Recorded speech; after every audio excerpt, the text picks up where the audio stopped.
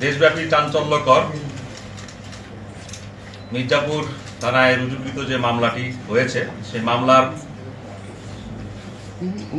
অন্যতম এই বাস ডাকাতি গ্যাংয়ের 3 জন সদস্য মুহিত, সবুজ এবং শরীফুজ্জামানকে আমরা ইতিপূর্বে গ্রেপ্তার করেছিলাম।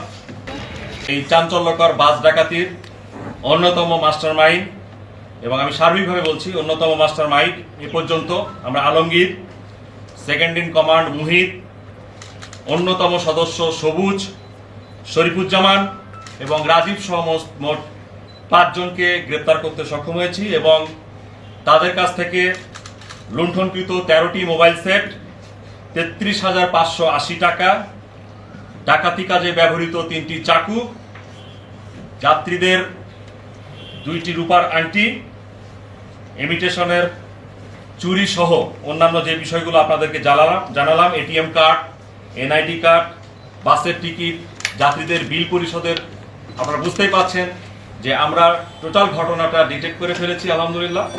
এবং আপনারা জানেন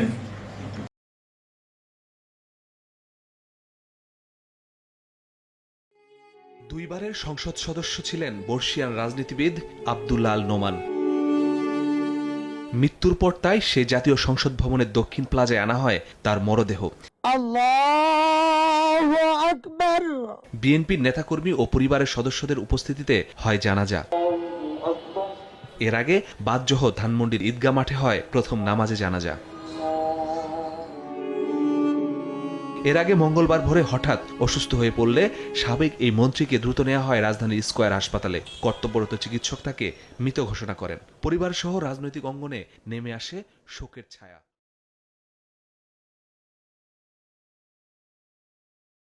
ইস্তফা দিয়েছি। এছাড়াও এই জুলাই শহীদ স্মৃতি ফাউন্ডেশন সহ সরকারের যে সকল কমিটিতে আমি ছিলাম, এই সকল কমিটি থেকে আমি সাথে একই সাথে ইস্তফা আমার হচ্ছে।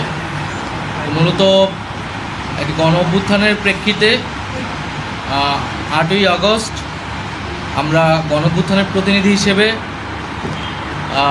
প্রথমে 2 জন এবং পরবর্তীতে আরও 1 জন 3 জন অন্তর্বর্তী সরকারে দায়িত্ব নেই অন্যান্য উপদেষ্টাবৃন্দের সাথে।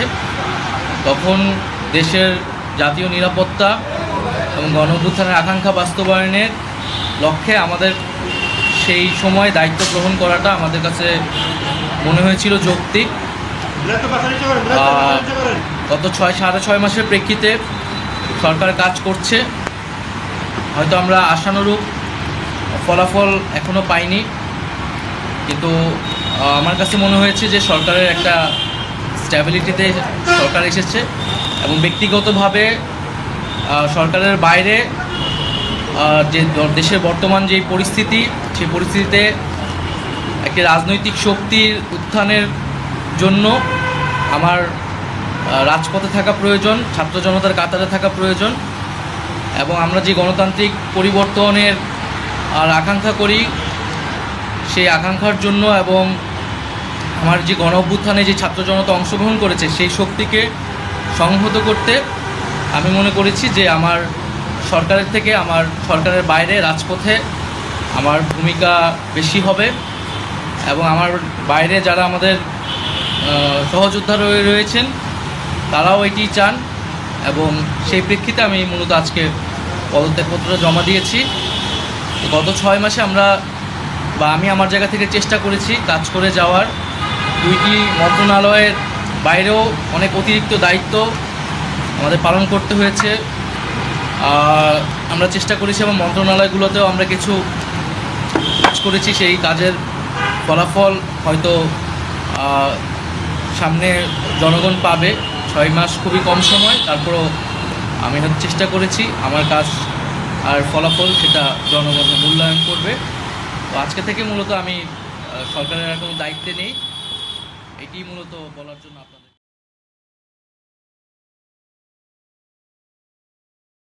দেশের এই আইন শৃঙ্খলা পরিস্থিতি খারাপের পিছনে কিছু কারণ আছে।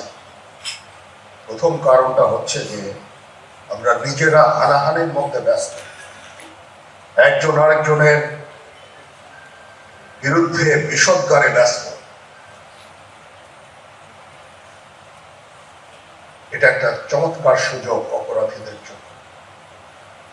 যেহেতু আমরা একটা অরাজক পরিস্থিতির মধ্যে বিরাজ করছি, তারা খুব ভালোভাবেই জানে যে এই সময়ে যদি এই সমস্ত অপরাধ করা যায় তাহলে এখান থেকে পরিত্রাণ পাওয়া সম্ভব।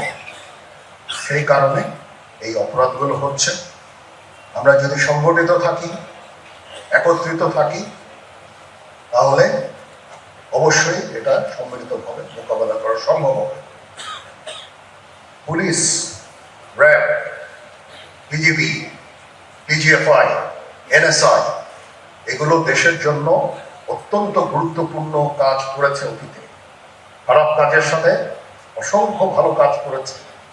আজকে যে দেশের স্থিতিশীলতা, দেশটাকে যে এত বছর স্থিতিশীল রাখা হয়েছে, এটার কারণ হচ্ছে এই সশস্ত্র বাহিনীর বহু সেনা সদস্য, সিভিলিয়ান সবাই মিলে এই অর্গানাইজেশনগুলোকে, অসামরিক সামরিক সবাই মিলে এই অর্গানাইজেশনগুলোকে এফেক্টিভ রেখেছে।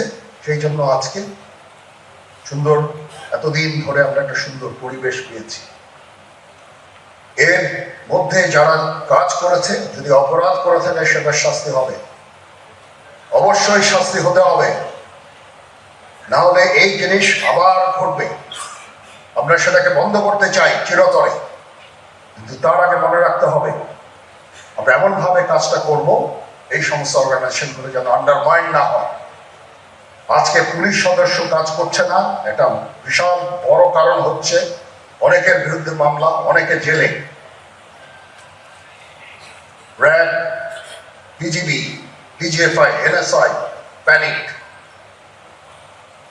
বিভিন্ন দোষারোপ, খুন ইত্যাদি তদন্ত চলছে। অবশ্যই তদন্ত হবে, দোষীদের বিচারের আওতায় আনতে হবে। এমনভাবে কাজটা করতে হবে যেন এই অর্গানাইজেশনগুলো আন্ডারমাইন না হয়। এই অর্গানাইজেশনগুলোকে যদি আন্ডারমাইন করে আপনারা মনে করেন যে দেশের শান্তি শৃঙ্খলা বিরাজ করবে, সবাই শান্তিতে থাকবেন, এটা হবে না, সেটা সম্ভব না। আমি আপনাদের পরিষ্কার করে বলে দিচ্ছি, এই দেশের শান্তি শৃঙ্খলা রক্ষার দায়িত্ব খালি সেনাবাহিনীর না। 2 লক্ষ পুলিশ আছে, বিজিবি আছে, র্যাব আছে, আনসার পিডিপি আছে, আমার আছে হচ্ছে 30,000 সৈন্য।